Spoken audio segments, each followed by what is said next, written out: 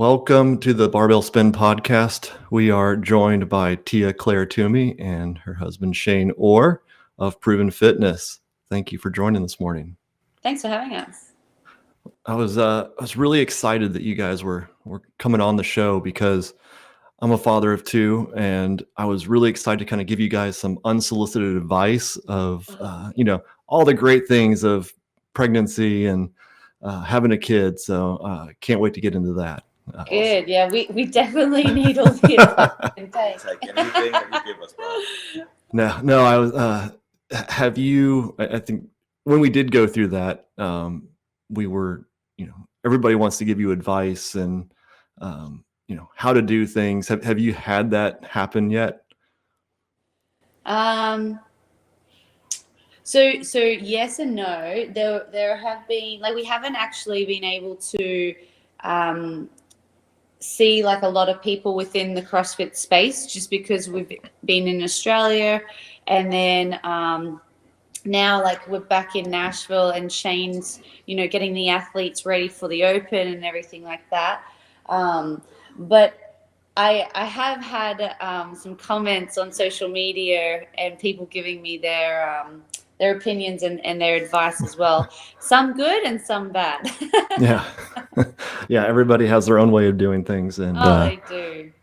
Until you get into that situation, you're not going to know what's best for you. But it's always interesting to have people feel like they can comment on it. And I don't have 1 million followers or more, so don't have the amount of people throwing those advice, Yeah, it's great. I think, everyone's entitled to their own opinion. And I think at the end of the day, it's really important to just remember, as long as you're doing your very best, and as long as you're constantly checking in with yourself. I will admit, to start off with, when Shane and I first found out that we were pregnant, we obviously were trying to process that ourselves, but I also was very nervous about what to put out into the world, because I knew everyone would be very opinionative, and not to say that that's a bad thing. I think it's just, I didn't want people to think, I was doing it incorrectly. And then I think I posted a video of me squatting, and from my percentages and what I'm capable of doing and what I've done prior to being pregnant, it was very, very light, and I felt good, and I actually felt really good when I was doing it, and the aftermath, I felt really happy, and I was excited to be under the barbell. So for that, I was like, I'm going to post this because I personally feel good about that. And I had some really, really good responses as well. And even Shane kind of gave me a little bit of hey, yeah, you can share this type of stuff. So I was very nervous to start off with. And then once I just, took the bullet, it was definitely something that, I just have shared a lot more of my journey lately. Yeah, I think definitely over the years you've seen, even 10 years ago, somebody that was a woman that was pregnant doing CrossFit, it was how could you even be doing that? And now, I think those opinions have definitely shifted, at least within the CrossFit community and some outside of it, but you're still going to get those that question what you're doing. Oh, totally. And I think as long as you, again, listen to your body, not overdo it, and also constantly communicating with your health professional, your doctor, whoever is guiding you through this, and, making sure that you feel good, they're happy with everything. Yeah, I think you should be pretty good. Yeah. You mentioned that, when you guys found out and you're kind of trying to figure out all of this, what was that initial reaction? You went from winning your 6th games, kind of going back and forth. It seemed like maybe a little bit of what to do this season, and now this comes in. Well, when we first found out, so I wanted to do something really special, because you go on social media and you see all these fun videos of women sharing with their +1 that they're going to have a baby and everything. And because I got too excited to kind of share it with Shane, my announcement to him was a little, it was a little premature. But as soon as we found out, Shane wanted me to take another 3 tests just to double check. And then even until the very first ultrasound, we still weren't 100% convinced until we physically seen that there was until we heard the heartbeat. Yeah, there was the tiny little heartbeat just pounding away in my belly, which was just one of the most incredible experiences. But it kind of made so much sense with how the past few weeks had been, didn't it? And we were just that makes so much sense. And then I did say to Shane, hey, this is great. Depending on how far along we are, I could do next season. I don't have to do that at all. Yeah, when we learned pretty quickly that isn't the best plan to go ahead with. But I think, Brian, the biggest thing for us too was when we started looking deeper into it after those initial thoughts of excitement, which we absolutely are and still are. But, when you start dawning or thinking about things that may look different in the following season, they started playing out as well. And I think that comes in that comes as well. I think the saying is accurate, and I think we've heard this many times as well, that it always feels like there isn't a right time, right to have a child. There's always something you're giving up. But I don't know, where we are right now, I've always thought that have it be now is perfect for us as well. I mean, if you asked me 3 years ago, I think that was the perfect time as well. So I think what I'm saying is for the short term, you think that it's not the right time, but I think there's never a right time. I mean, there isn't precisely an accurate time for it, but it's what you make of it, and we're absolutely thrilled for the next chapter. Oh, yeah, 100%. I couldn't, that saying, everything happens for a reason.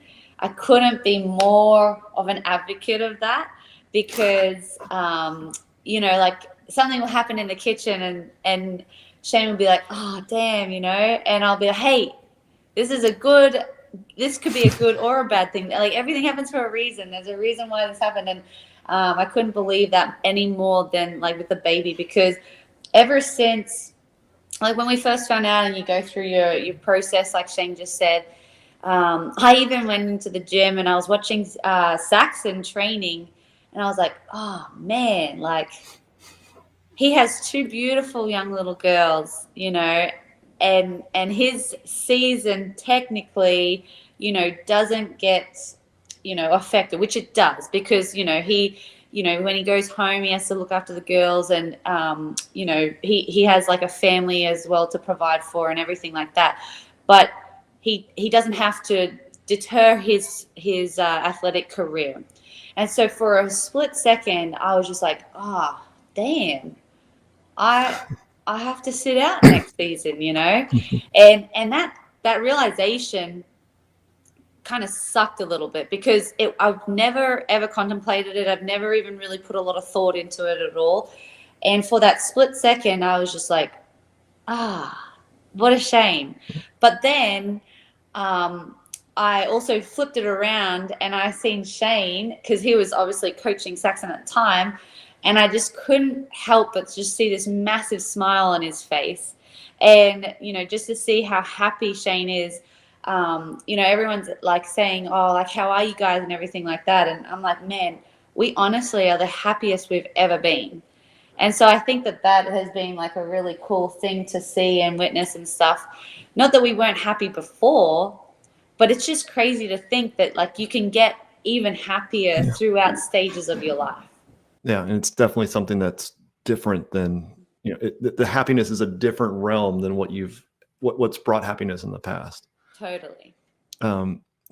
You touched on that mindset of, you see Saxon training, you're now back in Nashville, seeing the whole team out there. Has it been tough to sit back and kind of have to watch everybody, even though you've gotten to that point where you're not going to compete this year? Yeah. But is it just tough to watch them over, wish you're out there with them? No, not really. It's crazy because it is, in a way, I'm like, oh man, I wish I was grinding just as hard as they are. But in such a big way, I'm trying to really appreciate this whole pregnancy and, really embrace like everything that's come through. So like Shane and I were talking about it the other day, and I was just saying, like, it's not that I never appreciated my body before, because I literally have molded my body to perform and, be like the healthiest it's ever been, to be the fittest, the strongest, everything. And so, my body has been a huge priority in my life. But when I found out I was pregnant, and obviously you're reading all these like books and everything out there that show progression through pregnancy and how the body changes. And, I don't want to give out too much information, but like when like the woman is actually feeling the belly inside change, that was like a whole, like, people don't talk about that. So I was just like, whoa, what is happening right now? And I actually, and this might sound a little corny, but I actually felt like a little sad that I didn't say goodbye to my previous body. And so for a split second, I was like, oh, wow, technically my body will never be the same. But then in saying that too, now it's just going through so many different changes and doing so many incredible things. I'm just trying to ride that wave and like just appreciate every single stage. And I said to Shane, I was like, I don't want this to end, because it's quite short-lived. And don't get me wrong, I understand, especially for people that are currently pregnant and probably just about to pop. Those last 4 weeks apparently are pretty brutal, but I just want to experience and like cherish this whole moment for as long as I can. And then when it comes to having the baby and then slowly recovering, I'll be back in the gym soon enough. And honestly, I have so much fire to get back in the gym as well. So I think it's a win-win situation for me. Yeah. Do you think, obviously you're back here in Nashville in the States. Is the plan to have you guys given a plan of where you think you'll have the baby, or? Yeah, so the plan is to have it over here in America. We're excited for that to be our plan A. Tia's done great in planning a plan B, which would be back in Australia if things become difficult here. Like obviously being foreigners in this country here with our visa type and our limited resources in the obvious things like insurance and having those health professions like relationships already. It's not a little daunting for sure, but we've had some great support from our local community as well. And in fact, social media has been a huge tool in helping that as well. So we've been able to tee up and learn a few things. We're actually through the final stages of making sure it can be done here for us and making sure Tia's happy and comfortable. Obviously, that's a huge thing.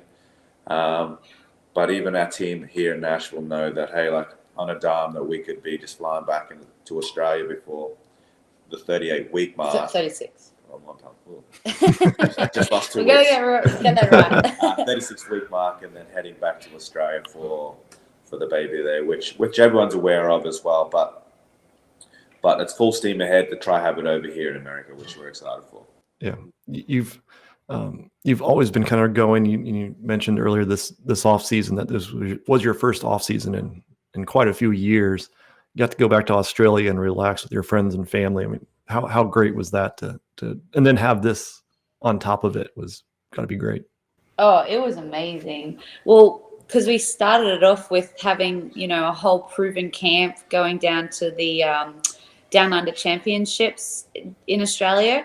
So that was really, really fun. And then we finally got to build our gym that, Rogue had sent out all that equipment and everything. And just like we did things, we finally had time to do the things that have been put on hold since COVID, really.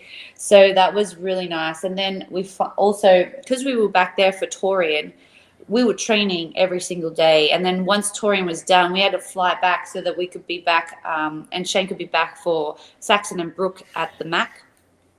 So we never really got to see, the family and friends and spend quality time with them. So, finally Christmas time, we got to do that, and nothing revolved around training, which was really nice as well.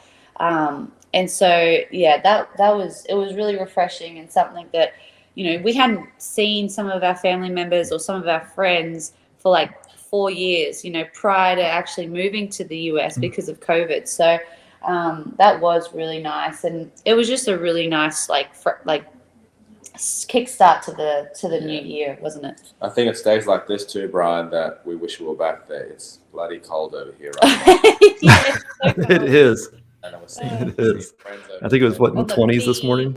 Yeah. Oh, yeah. It's ridiculous. It's a little sunnier today, but it's just been so gloomy. I said to Shane, I think I've only had one sunny day since being back in the States.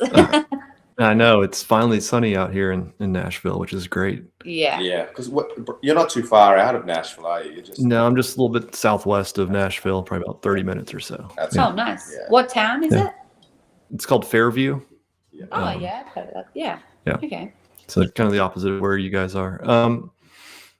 You talked about your home gym, and that was, watching those videos and having that put up, that's a crazy gym. So who went and planned all of that? Did you guys get the help from Rogue of kind of fitting that in? Yeah, so Rogue were a big part of that. The original design was just a 3-bay gym, 3-bay Rig. squat rig, just like you'd see in an affiliate. We said, hey, this would be amazing. It'd be Tia and I, and possibly, if we get a friend to come in or an athlete in town.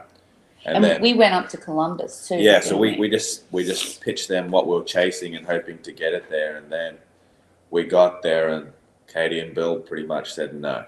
And we thought originally, we asked for too much. Yeah. I knew we should have said 2. And then they just said, hey, let's do this right, so to speak. So we were like, oh yeah, we're on board for that. And it was an extravagant process, just the back and forth, because we had to go back to Australia in the time that we did and measure up the gym space. So we had Tia's dad help out in that. But it was a lot of back and forth and going through. So this is probably the 4th or 5th iteration of what we started at to where we were.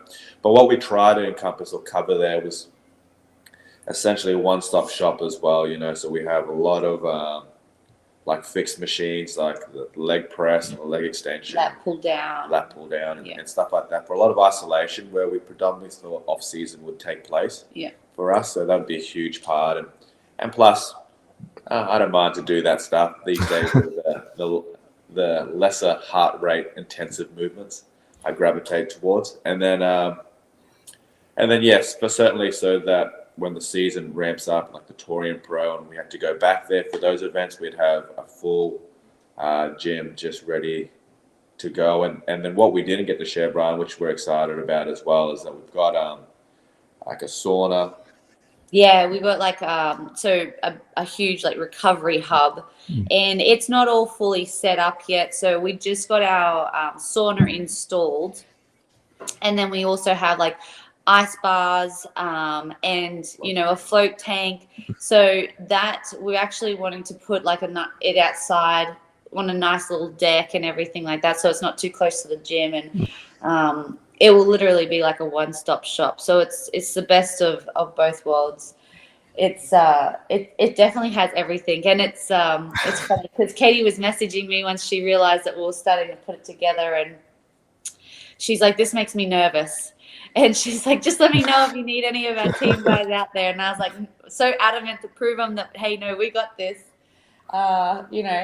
If this whole competing at the games, stops one day, maybe Rogue will put us in and put us to work on the Zeus. Yeah. Give you a hard hat and get out there and build it on Madison. Yeah. That's great. Yeah. You guys started as just the duo, right? Shane was coaching you through, and it's now grown into Proven and the training camps and other training camps have come along. It's the ecosystem of games athletes has changed so much. Mm-hmm. Shane, can you kind of describe what that process has been like going from just the two of you to now, multiple training partners and staff and a whole team? Yeah, so it's certainly been humbling and a lot of learnings as well. Our original plan was just to share. It started with just Tia, just profile and just starting to share because obviously a lot of interest in it. Just organic stuff like, hey, this is what we do, so to speak, and love to help them and whatever that looks like. And then it started with a Facebook page, and then it started with working with a small app, and then sharing that program out week to week. And as we grew into ourselves or grew in our relationship and into the sport, it showed us that there's an opportunity for us to fast track or show everyone some of the developments that we learned through our process. And that's the core reason for what we're trying to achieve here at Proven, right? Is to fast track everyone's with all the learnings that we've had and to give them the tools to obviously make them succeed in their craft of what they choose to be, whether it be CrossFit or in some high form of sport as well. But the humbling part comes in this process of seeing the evolution in the athlete as well, right? Like we've seen that take place, and which has kept me on my toes, which I actually love, is that the evolution of the athlete has changed as well. Like you just look at the podium 5-6 years ago, it's certainly a different makeup to what it is today, with the age and the build and the average height and the weight. It's all been factored in differently too now. And certainly with Boz at the front of the realm now programming it changes this evolution. So again, like just changing up and reevaluating all the tools that we have in order to provide a product that we're proud of just required us to add more people to our staff and help us out through this process. And one thing is like having other athletes on board, you want to make sure that you give them the attention they deserve because you see them selfishly, you see them firsthand, just kill themselves to chase that 1% better. And you want to make sure that you're making sure that you're giving them all they can to achieve that. So I'm very proud of the team that we have and to see what we've achieved so far with Proven, but very excited for the years ahead as well. I don't know, like this, it was never intentional to be this big, which I'm very fortunate or humbled about, the direction. I mean, Tia pushing us to keep doing this, and even for myself to keep pushing the needle and changing that as well. So it's been well received, and I'm fortunate for the community to obviously see us as valuable. But it's been awesome. It's awesome. Yeah, you did mention in the latest Proven video that you just mentioned it now that it's more, you want to make sure every athlete gets the attention they deserve, right? And as you get more and more, that does place some difficulties to make sure that Will and Brooke and Sydney and everybody else get what they need. How are you trying to balance that along with just managing Proven in general? Yeah, that's a good question, and that's something that I actually try have an answer for each day, making sure that I spend time with the coaches. And that's one of our coaching questions that we push to ask each other each day, that, hey, are we proud of the way we coached each day, or did we provide feedback or input to allow them to be closer to their goal? And that's something I try to resonate with. And some of the tools that we've done in place has obviously had, recently we've had Nick used to run our compete track, and he's now moved to Nashville now.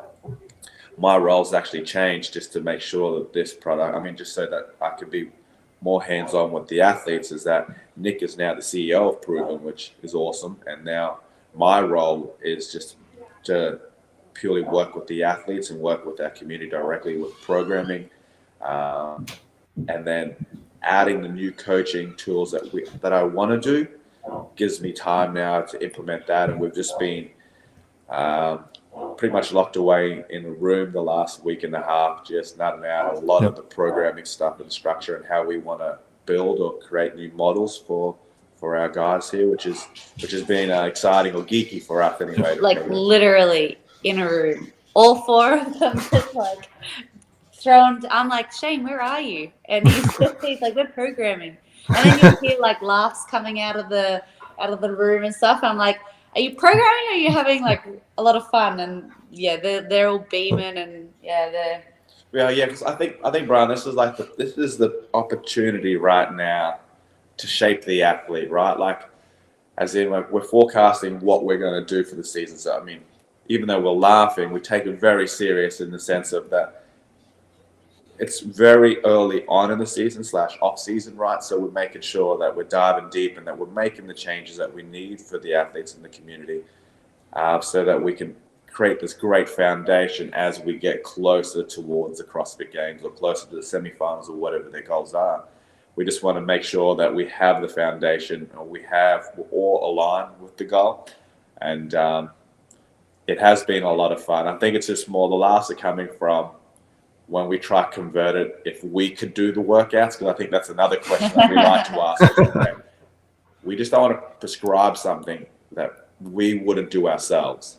And then, so we can always throw workouts that are crazy out there and these guys would have a red hot crack at it. But if we don't think we would even think to do this workout, then we think it's absurd. So I think we laugh at some of the thoughts of us doing it. But I also think, for anyone listening, it just reiterates how important it is to actually, if you have a passion, and you come up with this idea, you've got to run with it, because this all kind of stem from, the love for training and the love for programming and the love for health and fitness. And then, to look back over the past years, when we started off, we could never imagine that we were here.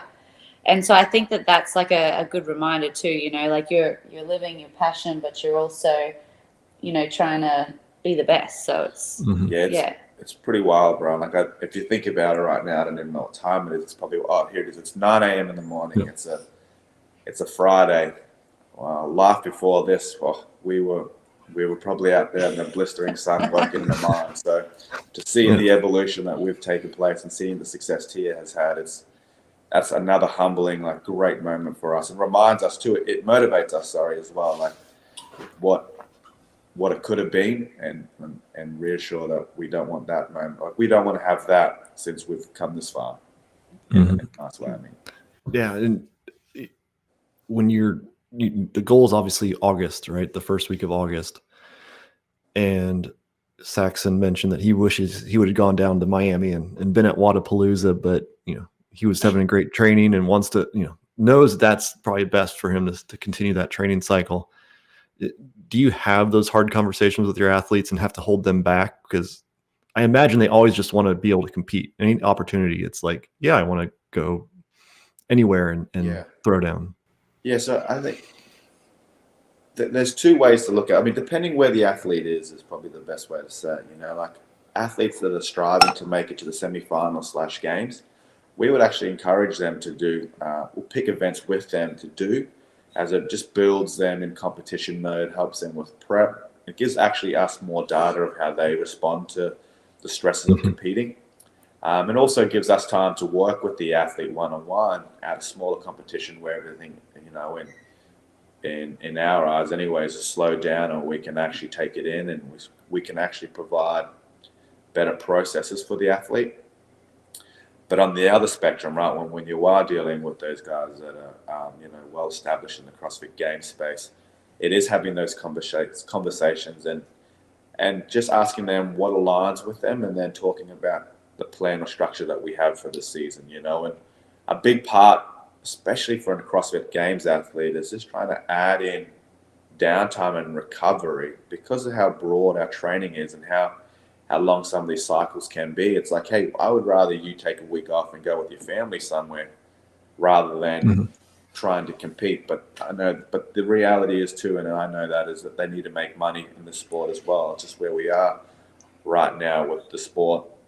So it is that, and if their motive is to compete and they want to do it because it's a financial thing or whatever it may be, absolutely, we're all for it, and we'll give them the tools or provide as much assistance, but it's hard conversations, and I think it comes back to the goal or what their why is, and I think that's been a big thing for Tia, is just treating it like a profession, just like you would if you were to pursue the Olympic Games. You understand the qualifying process, and then if anything else comes in between that, you just ask yourself, now, was that in the way of my goal, or is that going to actually complement me, or I'm going to learn something from that? And if the answer is yes, obviously do it. But if it's going to be obstructing you from the goal that you want to achieve, then maybe we look at postponing that. Mm-hmm. Like, it was really hard to sit on the sideline for Rogue last year, remember? And Shane had to have like some stern conversations, and I feel like Caity and Shane kind of ganged up on me a little bit there. But Yeah. totally. No, it is. I remember after the games going, okay, Tia, like, this is it. Like, this is awesome for us. This is the first time in many years that we've had this. No plans for the off season. Let's absolutely lap this up. And then, I'm not even joking, Brian, the next day, because she wasn't sleeping. The next day I wake up and she goes, okay, just hear me out. So I'm thinking about doing the Rogue Invitational and doing the Australian Under Championship. The Down Under Championship. And then I'm like, are you serious? Like, we just spoke about like this 24 hours ago that you're doing nothing. And now you sign up to 2 off-season events. And then this probably comes to your point. Yeah, so then stern conversations do have to be had. I was not happy. I couldn't even decline my invitation. I was not happy. But it was good. Yeah. Turns out I was pregnant anyway, so it's probably a really good thing. Yeah. Yeah. When you have quite a crew in Nashville training together, if an athlete wants to come join the program and be in person, how do you guys work with that? Is it kind of an open door? Do you want to make sure that those that are already there are comfortable with it and it would kind of mesh well? Yeah. So our process is that we obviously want to create a relationship with them. We try and meet them online or on the line. We try and meet them through Zoom or have a chat with them. And depending on how valuable they are, we obviously try to cater for that. So, for instance, we have some athletes that are 45 minutes outside of town. Some young, talented athletes. So we've actually just encouraged, hey, like, there's no point traveling here every day. Just adds a lot of stress for you to get here. When I say stress, I mean more so the burden of going through traffic and delaying your routine by 45 minutes each way, really. And you have to juggle your other profession, right? So they have to get out of here, whether it be school, if they've got another job. So we just say, look, do that. We can just do a lot of correspondence, but on the weekend when the traffic dies down or whatever, obviously come in and we can make that happen. But on further scales, we do a lot of correspondence with remote athletes as well. But regarding the open door policy, what we like to do is, before they make the big jump of jumping in, I do encourage athletes to come in, see our athletes, meet our coaching staff, see if they like our culture, what we provide, and vice versa too, right? There's an ownership of seeing, hey, can I provide tools, or can I provide them what they're after, basically? And I need to make sure that the answer is yes from all our coaches. And if we can add value to them, then fantastic. And if they like our culture, then fantastic as well. Then we can try work something out. And I think that's probably the biggest part as well. And we see the substantial value being in person, but at the same time, and we're fortunate too, our stables are growing pretty heavily as well. So it is trying to find the right fits for what we're chasing as well, and making sure that the ecosystems doesn't get interrupted with quantity over quality as well. And that seems to be like a problem, or a good problem for us, like, fortunately, so it is something that we are maneuvering and working towards as well. And we've got a great relationship here with CrossFit East Nashville, and they're so accommodating and allowing us to to pretty much clog the back space of the gym. So we're very fortunate for that. It does work out really well, as an athlete, and I'm probably the most pickiest because I want my environment to be, exactly how I want it, right? But because we have, a handful of coaches on board here based in Nashville, we have a really great ecosystem going on in the gym where, everyone has like their programming set for them personally.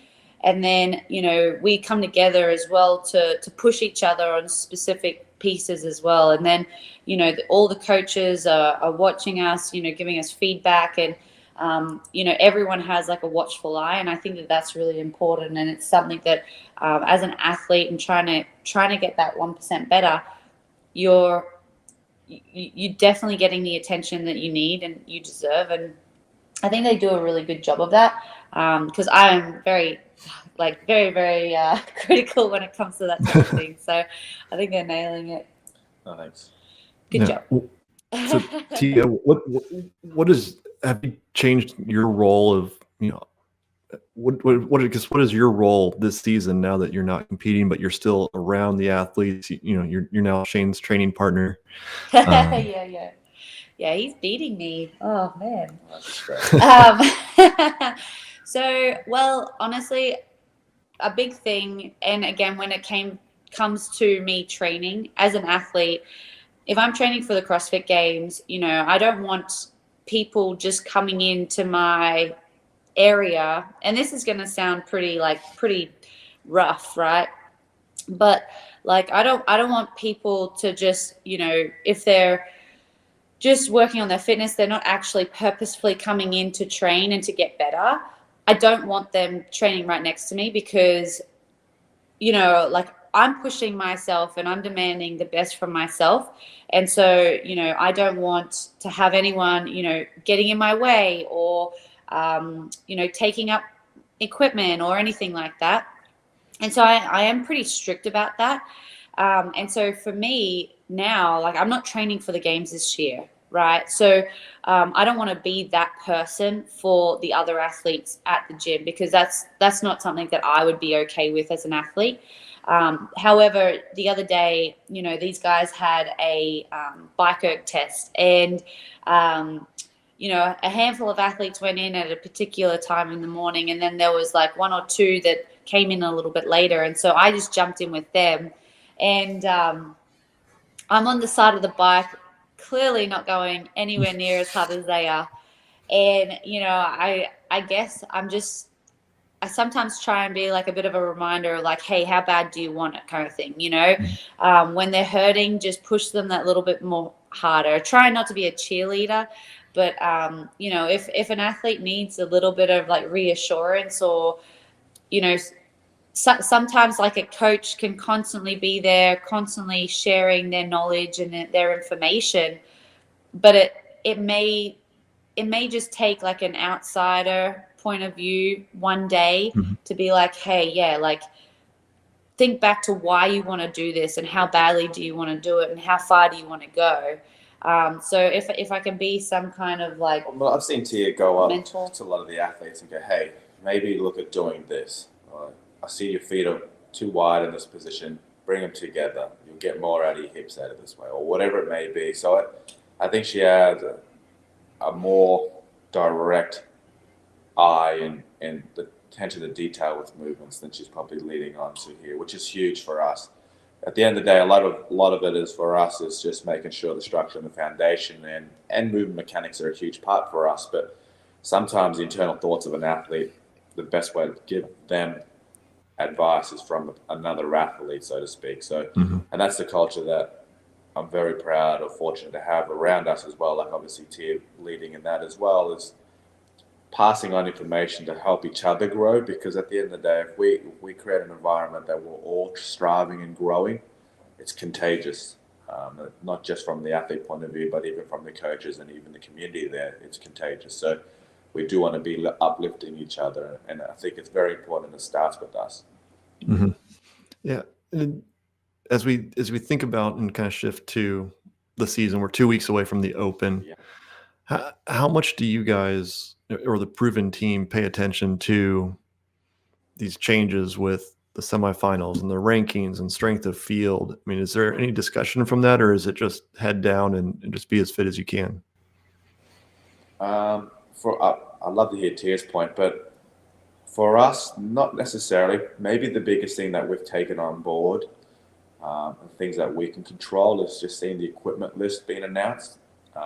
It's probably been announced a few weeks now, but factoring that into our cycle and the open prep, I think that's been the biggest one. When they announce some of these other tools, and I'm not having a dig at CrossFit, but every year seems to be different. So it's like, okay, this is good to know this season, but do I need to retain it for the future? And that's probably not the best way of looking at it.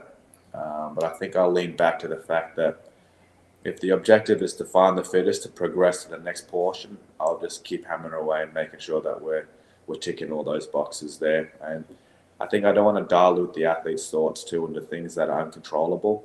You know, like a lot of these metrics or leaderboard data points, the score system, are fixed, as in like that's what it was last year. In my eyes, the leaderboard's back to 0, and then we're only going up from here, so to speak. So that's how I try to at least message it to the guys and even to our coaches and that we're just looking forward.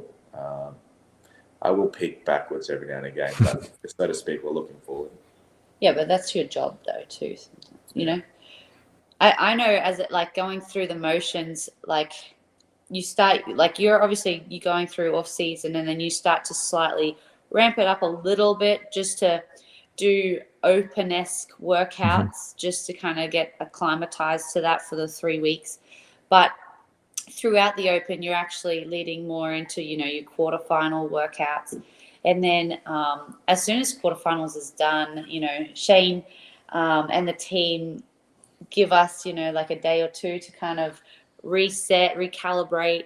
And then it's actually like just getting into the trenches for semifinals, because that training is actually pretty tough. And I know, like, you know, so some of the conversations, some of the workouts that we've done in the past are absolutely brutal. And so once semifinals is done, you know, you've laid a really solid foundation in the lead up to the games.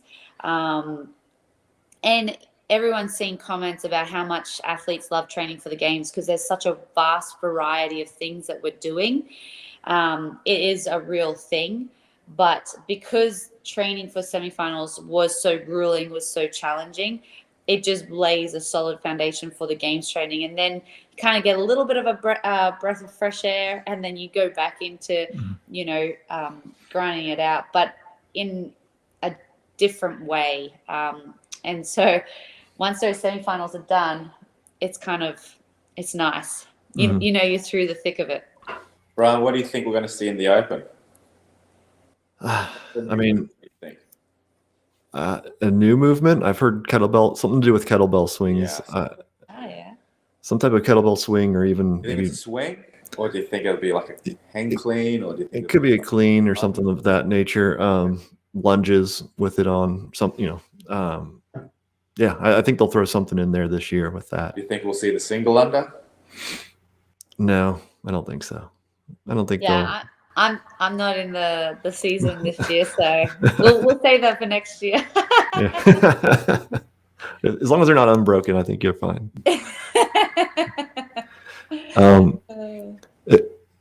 With the strength of field and the North America East is definitely the most loaded region. In Tia, you'd always gone back to Oceania to compete. If you think about, like, hey, if there's only 3 spots at Oceania versus say 12 or 13 at North America East, but it's a stronger field. I mean, as an athlete, which way do you go? Like, would you rather have more spots available but a tougher field, or less spots? It's still not easy to get in through Oceania on the women's side, but I definitely want to go. I want to go where I'm going to have most competition.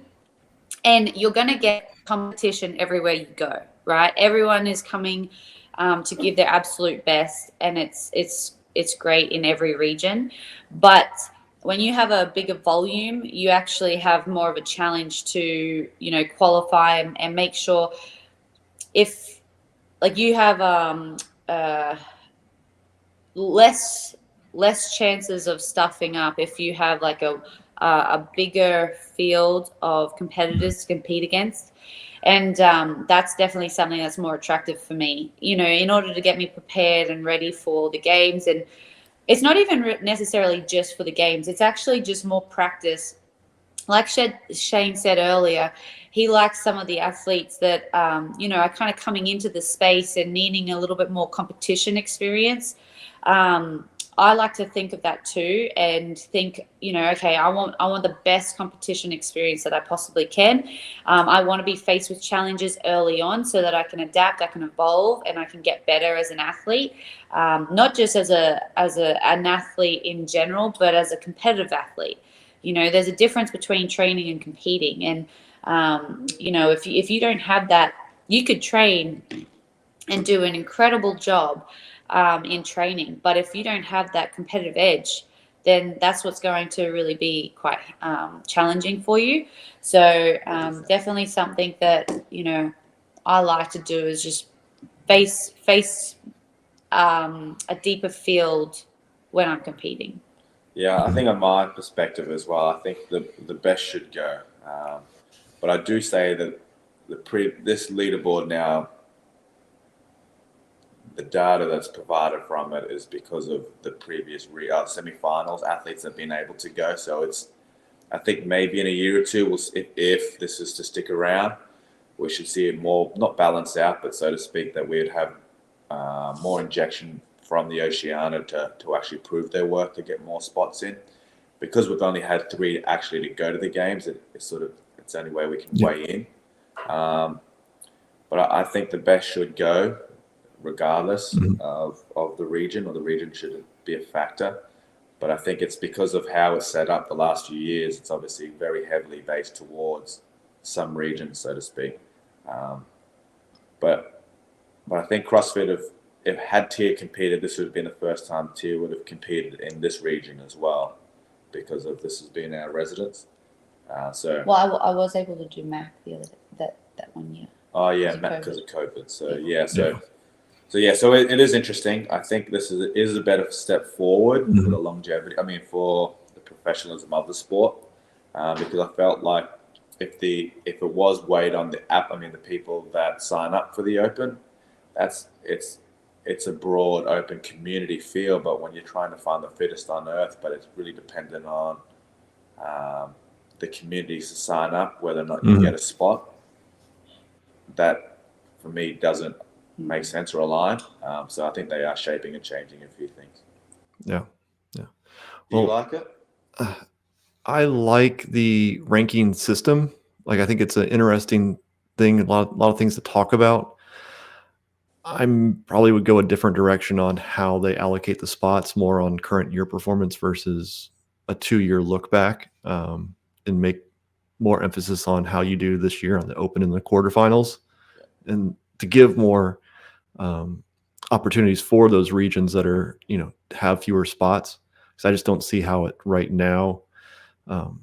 Let's say Africa comes in and has 3 of the top athletes. How do they ever get to the games to show that they are the best, given this? And we'll have to see how it plays out. I don't see a path to how that works at this point. But we'll see. The points in the Open and the in the quarterfinals are too close. They don't give you anything, right? I mean, everybody's getting. I mean, Brent Fikowski in his 900th place got 990 points, just the same as second place. Yeah. So again, if you had 3 African athletes and they finished first, second, third, it's 1,990, 990. They don't get any benefit by showing that ability. Absolutely. At least how they've kind of outlined it today.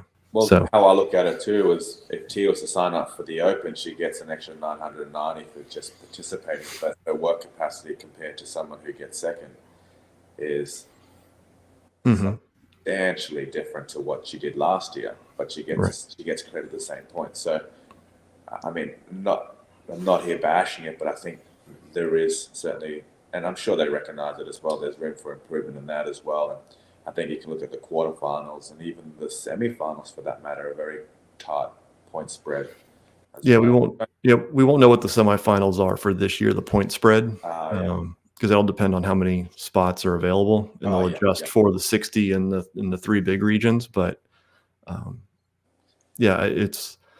think there'll definitely be some growing pains over the next couple of years to see how it works out, and if it's doing what they intended it to give those local regions opportunities.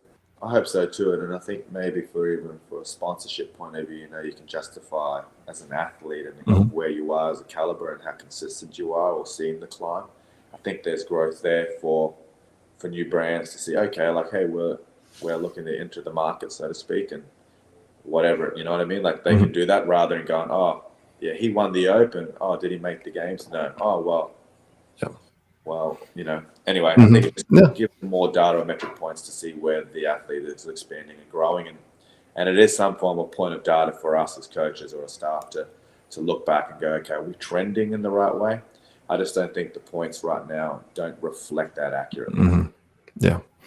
Well, thank you both for joining this morning. I appreciate it. Good luck with the rest of your pregnancy and all of that. And good luck with the Proven team and Shane and getting everybody else ready in the next couple of weeks for the Open. And